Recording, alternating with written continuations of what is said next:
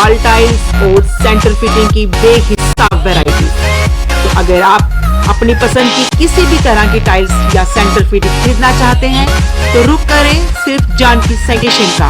हमारा पता है जानकी सैनिटेशन, गुजराल चौक, Nowshera, Rajouri. Phone number 9419171840। Landline number 01960230294। MV International School. Admission open for classes pre-nursery to 8th. For details, contact on 7298212270 or 9796212270। खोने लगी हैं खबरें, दम तोड़ने लगे हैं सरोकार। विचारधारा की लड़ाई में गुम हो रही मीडिया की पहचान। कोई समझौता नहीं, संतुलन के साथ खबरों के सफर की नई शुरुआत। खबरें जो आपको सीधे जोड़ती हैं हमसे, जिनका आपकी जिंदगी पर होता है सीधा असर। खबरों की वही तस्वीर, बिना बदले, बिना डरे, जज्बा सच का लिए, सच दिखाते हैं।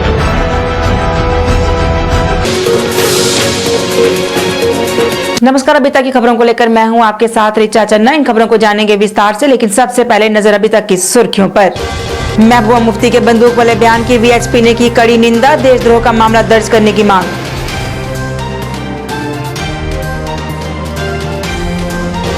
महिला कांग्रेस द्वारा जम्मू में सरकार के खिलाफ किया गया प्रदर्शन, कहा असुरक्षित महसूस कर रही हैं महिलाएं।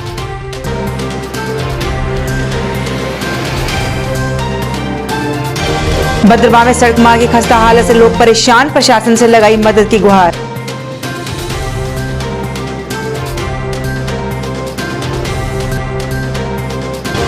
और आज ली गई पंचायत अकाउंट असिस्टेंट की परीक्षा, बड़ी संख्या में परीक्षा देने पहुंचे उम्मीदवार।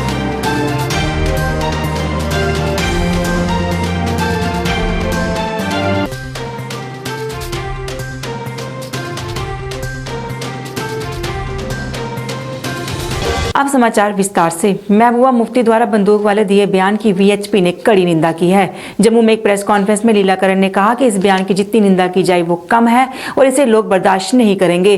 उन्होंने कहा कि आज महबूबा मुफ्ती अपनी सियासी जमीन खो चुकी है और उसे वापस लेने के लिए ही इस तरह के बयान दिए जा रहे हैं। उन्होंने कहा कि इन लोगों के अपने बच्चे तो विदेश में रहते हैं, लेकिन दूसरों के बच्चों को इस तरह के बयान देकर गुमराह किया जा रहा है। लीलाकरण ने इस बयान को देश के खिलाफ बताया और महबूबा मुफ्ती के खिलाफ देशद्रोह का मामला दर्ज करने की मांग की।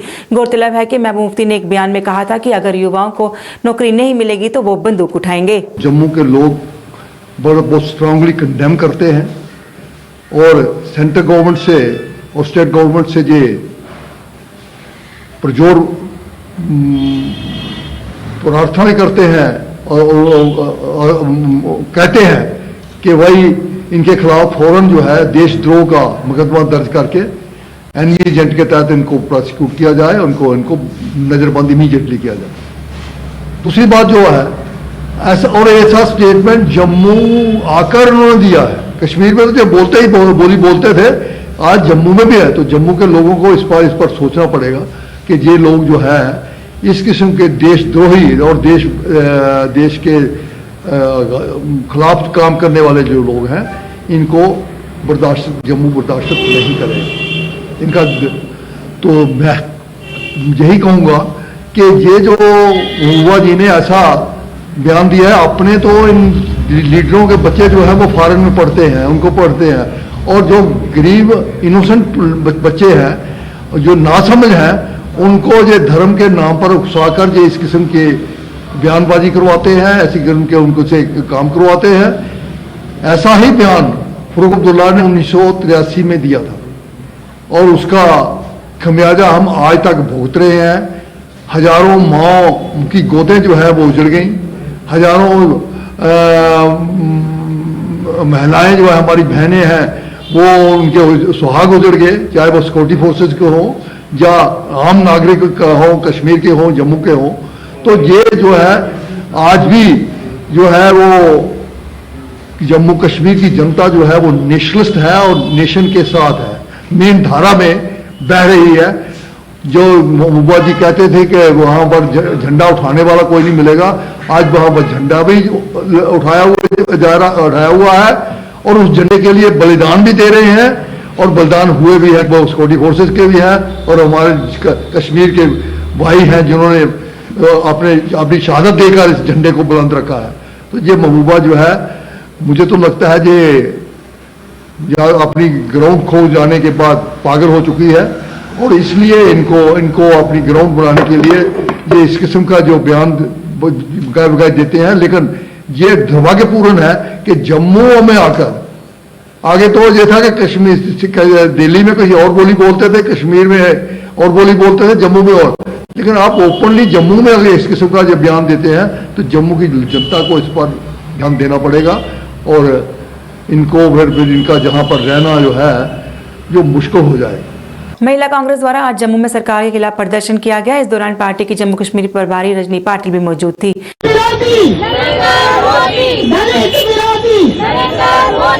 दलित महिला, दलित लड़की जिनकी जीभ काटी गई, जिनका जान तोड़ा गया, जिनका रीढ़ की हड्डी तोड़ा गया और जिसको बाद में 15 दिन के बाद में हॉस्पिटल में उसमें दम तोड़ दिया, उसका देहांत भी जब हो गया तो उनका परिवार बोल रहा था कि हमारे हाथ में दे दो, उनका डेड बॉडी हमारे हाथ में दे दो, लेकिन उनको डेड बॉडी नहीं दिया। रात को 2:30 बजे किसी जंगल में जैसे जानवर को जलाते हैं उस तरह से उस लड़की को फूंक दिया गया। उसका विरोध करने के लिए हम यहाँ आए हैं। अगर हमें जरा से भी थोड़ा सा माया है, अगर हमें जरा से भी शर्म है तो मोदी सरकार ने इसकी दखल देनी चाहिए। हर दूसरी चीज पे मोदी जी बोलते हैं, हर दूसरी चीज पे ट्वीट करते हैं, लेकिन इस महिला को, इस लड़की को न्याय देने की कोई बात नहीं हुई। उसको जो रेप करने वाले हैं वो अभी भी बाहर घूम रहे हैं। हम उसका जवाब मांगते हैं। हम पूरे देश की महिलाएं उनके लिए लड़ना चाहिए। इसके पहले कठुआ में भी यहाँ पे उसको मार के उसको सामूहिक बलात्कार कर दिया गया था। मुझे लगता है कि इस तरह से, जिस तरह से उन्होंने सत्ता में आते समय बोला था कि महिलाओं के अत्याचार अब नहीं सहेगा, अब आएगा मोदी सरकार, ये नारा दिया था, याद है आपको 2014 में। अब कहाँ गया मोदी सरकार, ये पूछना चाहिए। जब हर मिनट हमारे महिलाओं के ऊपर अत्याचार हो रहा है, रेप हो रहा है, उनको मारा दिया जा रहा है, उनको जला दिया जा रहा है, उनको फूंका दिया जा रहा है, तो ये मोदी सरकार आंखों पे पट्टी बांध के क्यों खड़ा है। इस मौके पर सरकार के खिलाफ नारेबाजी की गई और सरकार को महिला विरोधी बताया गया। इस दौरान महिला विंग की इंदु पवार ने कहा कि आज सरकार की जो नीतियां हैं उससे महिलाएं असुरक्षित महसूस कर रही हैं और महिलाओं के खिलाफ मामले भी लगातार बढ़ रहे हैं। उन्होंने इस मौके पर सरकार द्वारा जारी लैंड लॉ और किसान बिल को लेकर भी सरकार की निंदा की। पूरे राष्ट्रीय स्तर पर कांग्रेस ऐसे प्रदर्शन देश के कोने कोने में कर रही है ताकि महिलाओं को एहसास हो सके कि कांग्रेस उनके साथ खड़ी है। 2014 में जब से बीजेपी की सरकार आई है तब से महिलाओं पे अत्याचार और दलितों का उत्पीड़न जो है वो बहुत बढ़ गया है और ये लगता है कि सोची समझी साजिश है कि समाज को कैसे बांटा जाए, उसको निशाना बनाया जाए। आपने ये जो इंसिडेंट्स हुए हैं कि जैसे हाथरस में भी आपने देखा कि कैसे एक बेटी को उसके साथ जघन्य अपराध हुआ और घिनौना कांड किया गया और बीजेपी हिंदुओं की ठेकेदार का दावा बनने का दावा करती है। बगैर हिंदू रीति रिवाज को नज़रअंदाज करके हिंदी रीति रिवाजों को उसको रात को 2:30 बजे उसका अंतिम संस्कार कर दिया गया और इतना दुर्व्यवहार उस बेटी के साथ हुआ कि उसकी रीढ़ की हड्डी और जीभ भी काट दी गई। आज जम्मू में भी आप देख रहे हैं कि कैसे लोग अपने वर्चस्व की लड़ाई लड़ रहे हैं और ये जो कानून की कोई भी बाहर का आदमी यहाँ पे आके ज़मीन खरीद सकता है। मोदी जी ने तो जम्मू कश्मीर को बड़े बड़े उद्योगपतियों को बेच दिया। बाहर के जब लोग यहाँ पे आएंगे, महिलाएं आगे ही अत्याचार उन पे हो रहा है काफ़ी और दलित उत्पीड़न हो रहा है और आने वाले वक्त में तो यहाँ भी और इन्होंने कहा कांड जो होंगे महिलाओं के प्रति वो बढ़ जाएंगे और अब महिलाएं हमारी और ज्यादा असुरक्षित महसूस कर रही हैं। भद्रवाह के लोग क्षेत्र में सड़कों की खस्ता हालत से बेहद परेशान है। लोगों का कहना है कि भद्रवाह में किसी भी क्षेत्र में चले जाओ वहां सब जगह खड्डे ही मिलेंगे, जिसकी वजह से लोगों को काफी परेशानियों की सामना करना पड़ रहा है। लोगों ने कहा कि आरएनबी विभाग से कई बार इसकी शिकायत भी की गई पर फिर भी कोई कार्रवाई नहीं हुई। सड़क की स्थिति भी यों की त्यों ही बनी हुई है। लोगों ने प्रशासन से सड़कों की मरम्मत करने की मांग की। हमने आपको ये रोड खुद भी दिखा लिया, जगह जगह इसके कितने बड़े बड़े खड्डे हैं और इंतजामिया इस पर कोई गौर नहीं कर रही है। जबकि 10 दफ़ा इस ऊपर डीसी साहब भी आ गए, उसके बाद एडीसी साहब का इसी रोड से आना जाना है अपने ऑफिस को, डी साहब को भी इसी रोड से रोज आते जाते हैं ऑफिस में, लेकिन तब भी ये टच से मस नहीं हो रहे हैं। तो हम इनसे गुजारिश करना चाहते हैं कि एक हफ्ते के अंदर इस पर ब्लॉक टॉपिंग की जाए, वरना हम लोग जो है सड़कों पे आ जाएं। मेरी गुजारिश है इनसे कि जल्द से जल्द ये काम शुरू की जाए ताकि लोगों को ये परेशानी का सामना न करना पड़े। भद्रवाह के अंदर जितने भी जो रोड जहाँ भी कनेक्टिविटी होती है वहाँ पे आप देख सकते, चाहे आप किसी साइड भी जाओ आप वो देख सकते हैं कितने रोडों की खस्ता हालत है, खड्डे खुड्डे बुरी हालत है, गाड़ियाँ चल नहीं सकती हैं, खासकर आदमी इनके ऊपर नहीं चल सकते, कितनी बुरी हालत तरीके है, इसका खस्ता हालत हो चुकी है। तो हमने बार बार ये अपील की थी आरएनबी डिपार्टमेंट्स को, हमने बार बार कहा था कि आप यहाँ पे जितने भी है भद्रवाह के अंदर जितने भी ये रोड हैं इनको ठीक कीजिए, खड्डे भरिए ताकि इनको ब्लैक टॉपिंग कीजिए ताकि कहीं भी हादसा होने से टल जाए।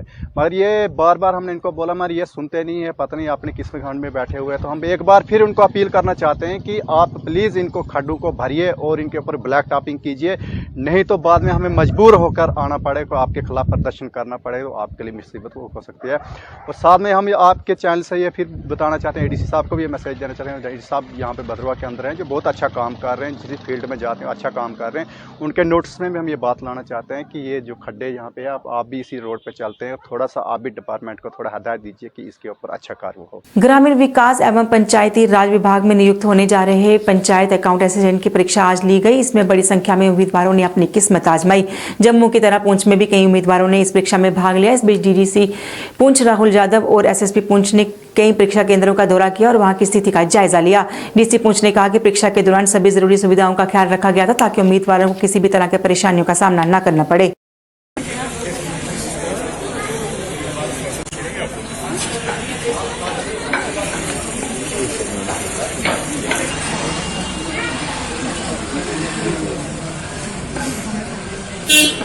पुंछ में आज पंचायत अकाउंट असिस्टेंट के एग्ज़ाम्स कराए जा रहे हैं और इसमें 30 सेंटर बनाए गए हैं और जिसमें 7,800 के करीब बच्चे इसमें पार्टिसिपेट कर रहे हैं। हर सेंटर पर प्रॉपर अरेंजमेंट किए गए हैं सिक्योरिटी के लिहाज से भी।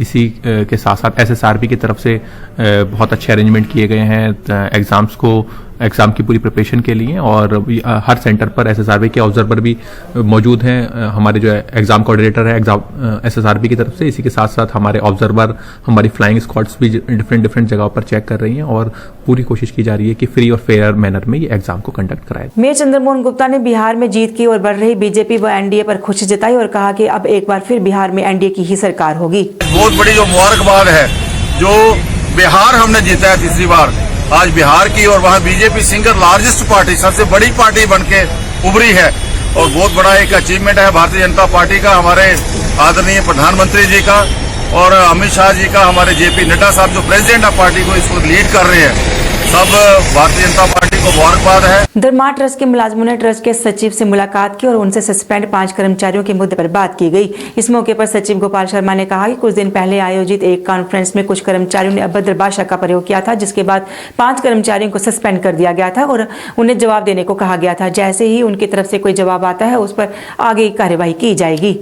देखिए, मैंने जो ट्रस्ट के जो एम्प्लॉइज हैं कुछ डिसिप्लिनरी इश्यूज के ऊपर उनको सस्पेंशन की गई है और जो अभी कुछ रिप्रेजेंटेटिव्स आए थे एम्प्लॉइज के, उनको हमने बड़ी क्लियरली बता दिया है कि सस्पेंशन इज नो पनिशमेंट, ये एक जॉब का हिस्सा होता है और जब भी मैनेजमेंट को लगता है कि कहीं कुछ गलत हुआ है तो किसी को सस्पेंड करके उससे एक्सप्लेनेशन कॉल की जाती है, उससे पूछा जाता है कि भाई आप अपनी सिचुएशन को क्लियर करें।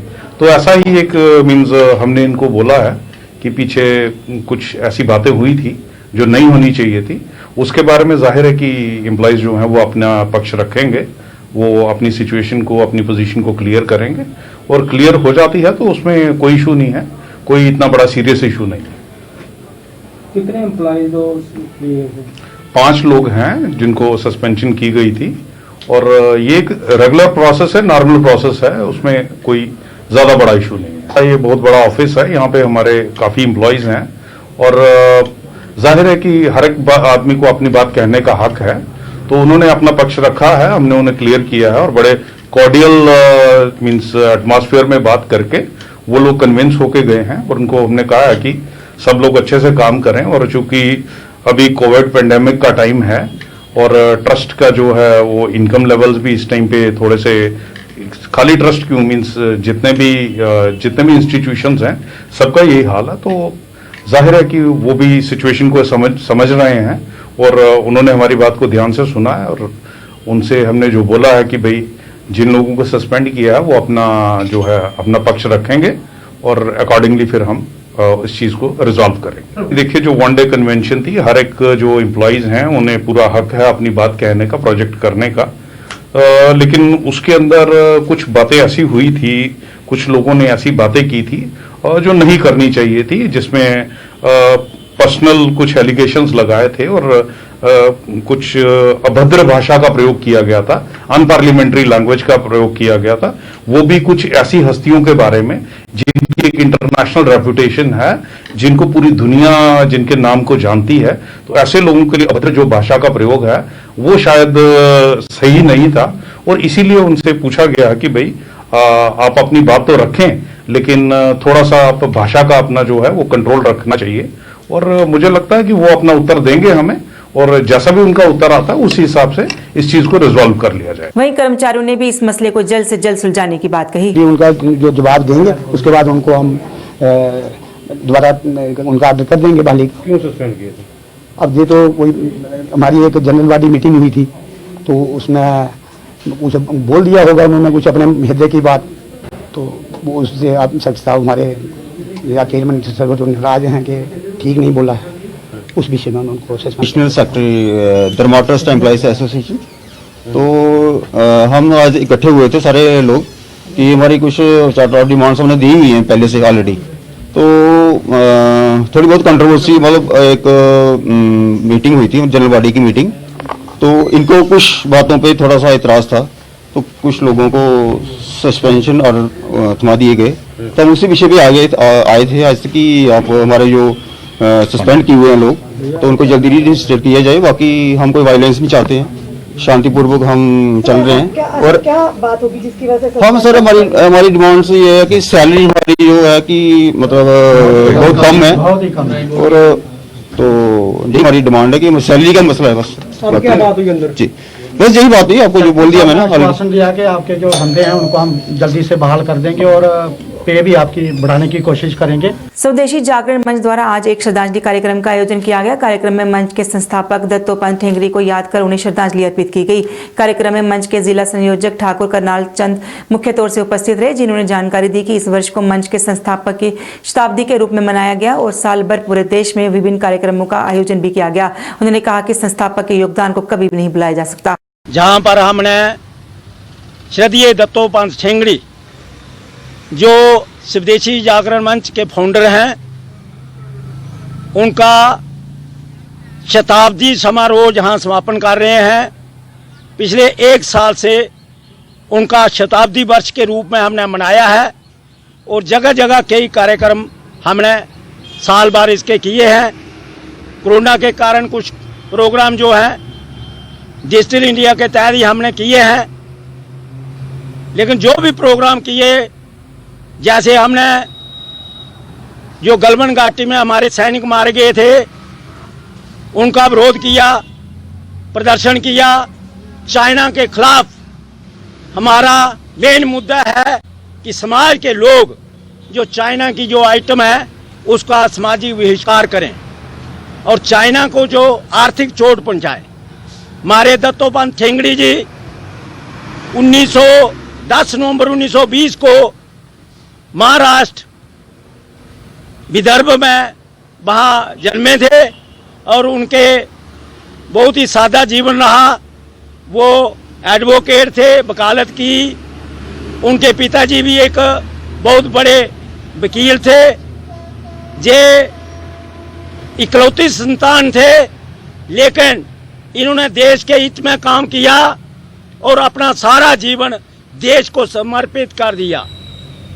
और इधर अपने संघ के प्रचारक भी रहे।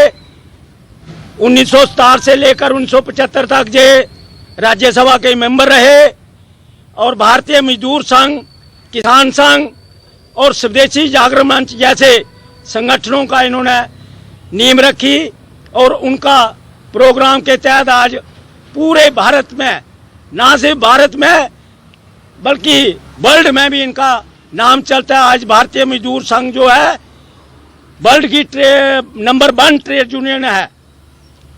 हम ऐसे महान अपने तपस्वी और राष्ट्र से समर्पित नेता को जहां श्रद्धांजलि दे रहे हैं। जेके अवेयरनेस मंच की तरफ से वार्ड नंबर 17 में मेडिकल कैंप का आयोजन किया गया। इसमें स्थानीय लोगों का फ्री चेकअप किया गया। इस दौरान कई लोगों में मुफ्त दवाइयां भी वितरित की गई। स्थानीय लोगों ने इस तरह के कैंप के आयोजन के लिए मंच का शुक्रिया अदा किया। वहीं मंच के सदस्यों ने कहा कि इस तरह के मेडिकल कैंप से लोगों को काफी फायदा मिलता है। हमारी संस्था जो जेके अवेयरनेस मंच, एक मंच सबके लिए, ये हेल्थ और एजुकेशन पे काम करती है। ये मेडिसिन हो गया या दूसरे हेल्थ का कोई भी हो गया, ये नहीं है कि सिर्फ डॉक्टर और उसमें जो फिजिकली इंस्ट्रक्शन होती हैं उसके ऊपर भी हम काम करते हैं। तो ये जो हमारे कैंप है ये चलते रहते हैं। और ये कोविड-19 पे है, ह्यूमिनिटी बढ़ाने के लिए ये दवाई है। ये इंडियन सिस्टम ऑफ मेडिसिन की तरफ से ये हमें ये प्रोवाइड होता है, आयुष की तरफ से। तो और आगे ये हम ये कैंप चलाते हैं। कितने लोगों को आज दवाइयाँ? ये लगभग कोई हमने 400 लोगों के लिए जो दवाई लाई थी और तकरीबन हो गया है। थोड़ा सा जो बची है वो भी निकल जाएगी, चले जाएंगे, ले जाएंगे लोग। कितना बेनिफिट होगा इससे? इससे बहुत ज़्यादा बेनिफिट होगा लोगों को, क्योंकि ये जो डिपार्टमेंट काम कर रहा है बड़ा अच्छा काम कर रहा है। और ये लोगों को, हमारा काम है अवेयर करना। हमारी संस्था का नाम भी अवेयरनेस ही है, तो हम अवेयर करते हैं, लोग आ रहे हैं, लेके जा रहे हैं। वार्ड नंबर 33 में ओपन जिम के काम की शुरुआत हुई। इसकी शुरुआत मेयर चंद्रमोहन गुप्ता ने की। उन्होंने कहा कि ओपन जिम का कुछ काम बच गया था जो जल्द ही पूरा हो जाएगा और जल्द ही इसे लोगों को समर्पित कर दिया जाएगा। उन्होंने कहा कि इस तरह से फिट इंडिया अभियान के तहत कई जगह पर और भी ओपन जिम लगाए जाएंगे। वार्ड नंबर 33 में यहाँ ओपन जिम लगाया गया था, लेकिन इसका कोई काम बाकी रह गया था। नीचे टाइल वर्क होना था, ग्रिल लगनी थी, साइड पे लाइट का कंपोनेंट था। लगभग 6.25 लाख का ये काम है और काफी देर से हमारा यही था कि पहले प्लेटफॉर्म तैयार करके जिम लगता, लेकिन जो जिम के हमारे इंजीनियर्स वगैरह थे जिन्होंने काम लिया था वो बाहर हैदराबाद की कंपनी थी, वो लगा के जल्दी जल्दी चले गए। कोरोना के कारण हमने लगवाया उसी पीरियड में। तो आज इसका काम शुरू किया है। बहुत जल्द इस काम को कंप्लीट करके इसके टाइल वर्क करके साइडों पे ग्रिल लगाकर और अच्छा इसको एक लोगो जीएमसी का लगाकर आने वाले समय में लोगों के हवाले करेंगे, ताकि ये जो आज फिट इंडिया का जो एक स्लोगन है हमारे आदरणीय प्रधानमंत्री जी का, उसको हम पूरे जम्मू शहर में लगभग 50 वार्डों में जो ओपन जिम लग गए हैं और आने वाले समय में जो वार्ड रह गए उनको भी ओपन जिम लगाएंगे। और भी जो शहर के काम हो रहे हैं उनको बढ़िया से बढ़िया करने का प्रयास करेंगे। आज पीएचई डेली वेजर द्वारा तहसील रामकोट के नगरोटा गजरू में एक बैठक का आयोजन किया गया। इस बैठक की अध्यक्षता महेंद्र कुमार ने की। बैठक में डेली वेजर्स ने अपनी मांगों को उजागर किया और सरकार से उन पर गौर करने की अपील की। महेंद्र कुमार का कहना था कि हर माह इस तरह की बैठक का आयोजन किया जाता है जिसमें मांगों को उजागर किया जाता है। उन्हें सरकार से उनका लंबित वेतन जारी कर उनकी सभी मांगों को पूरा करने की अपील की। हमारी जहाँ पीएचई एम्प्लॉइज एसोसिएशन की हर माह 10 तारीख को मीटिंग होती है, जिसमें मुलाजिमों को आ रही समस्याओं पर विचार विमर्श करते हैं। लेकिन इस वक्त जो ज़्यादा हमारी मसला चल रहा है वो डेली बेजरों को चल रहा है, क्योंकि जो हमारे डेली बेजर हैं वो 80% अब काम पर हैं, 20% जो परमानेंट मुलाजिम रहे हैं। सब दारोमदार इन पर है। इन्होंने पिछले 35-40 दिन से हड़ताल पर हैं, लेकिन इनका हड़ताल समझ नहीं लगती। पिछले दिनों तनवीर साहन जी ने जम्मू में बुलाया और दूसरे दिन आकर इन्होंने कहा कि काम पर चले गए, मुझे पूछा भी नहीं मैं समझ नहीं लगी कि तनवीर हुसैन ने कौन सी ऐसी बात इनको बताई कि जिससे कि जे अपनी हड़ताल वापस लेने पर मजबूर हो गए। ये उनको मालूम होगा जो हड़ताल पर बैठे हैं। हमारे जो कुछ पीछे हड़ताल में हैं, कुछ नहीं कर रहे हैं। मैं सब से यही निवेदन करता हूँ, जो काम करना है इत्तेफाक से होगा, परमानेंट सब मुलाजिम इकट्ठे होंगे तब जाकर मसला होगा। लेकिन ये हमारे डेली बेटों का मसला जो है, कई सरकारें आई, कई गई, 6, 12, 18, 26 साल हुए। और पिछली बार हमारे JNK से 250। क्या क्या डिमांड्स है आपकी? मेन डिमांड है हमारी डेली बेजरों को मिनिमम बेची। मेन डिमांड है डेली बेजरों को मिनिमम बेची और इनको परमानेंट करना। लेकिन 26 साल हो गए, इनको ना डेली बेजर का करार दिया है। 20/15 के बाद जो इन्होंने ऑर्डर निकाल कर इन्होंने कहा है कि कोई भी नहीं लगाया जाएगा। 1994 से बाद के डेली बेजर भी बंद किया हुआ, ना प्राइवेट सेक्टर ना सरकारी सेक्टर, ना घर के ना घाट के। कम से कम ये तो गवर्नमेंट को देखना। हमने उम्मीद थी कि जगमोहन ने 1994 में जो थे परमानेंट किए थे। हम अभी भी उम्मीद लगा कर बैठे हैं कि अब गवर्नर राज है, हमारा कुछ ना कुछ डेली बेजरों का, हमारे भाइयों का, हमारे बच्चों का कुछ करेंगे। लेकिन कुछ उम्मीद नहीं, कोई बात सुनने को तैयार नहीं। वैसे कोई मसले हमारे 40 दिन हो गए हड़ताल चलते हुए, लेकिन किसी ने हमारी बात तक सुनने ना ही बात की है कि आपको कौन सी मुश्किल है या क्या है, तनख्वाह मिल रही है। हमारे 55 माह का जो डेली बेजरों का बकाया है। अब दिवाली का त्यौहार आ रहा है, हमारे इनके बच्चे डेली बेजरों के पटाखे दूसरे पैसे मांगेंगे, लेकिन कहाँ से देंगे? अगर नरेगा के काम पर जाएं तो बोलते हैं PHE में आप मुलाजिम हैं। अगर किसी के घर में काम करने के लिए जाएं तो ये मुलाजिम है, इसको नहीं काम पर लगाना है। कोई घर से उधर से घर से भी इनको धक्के बजते हैं। इतनी गवर्नमेंट ने इतनी माड़ी हालत कर दी है कि ये बहुत ही मुश्किल से अपना गुजारा। मुझे समझ नहीं लगती है हम परमानेंट को। तो गवर्नर साहब को और केंद्र सरकार को आप क्या मैसेज देना चाहते हैं अगर ये मसला? हम अपील करना चाहते हैं कि इनका जल्द से जल्द इनका मसला हल किया जाए। इनके साथ ज्यादती हो रही है। जो जिनके 7 साल SRO चौड़ के तहत 7 साल पूरे कर चुके हैं, SRO चौड़ के तहत इन्हें परमानेंट किया जाए। इनका 55 माह का बकाया वेतन जल्दी से जल्दी दिया जाए। अभी तक खबरों में बस इतना ही। मुझे मेरी सारी टीम को दीजिए इजाजत और आप देखते रहिए JKC न्यूज। नमस्कार। खोने लगी हैं खबरें, दम तोड़ने लगे हैं सरोकार। विचारधारा की लड़ाई में गुम हो रही मीडिया की पहचान। कोई समझौता नहीं, संतुलन के साथ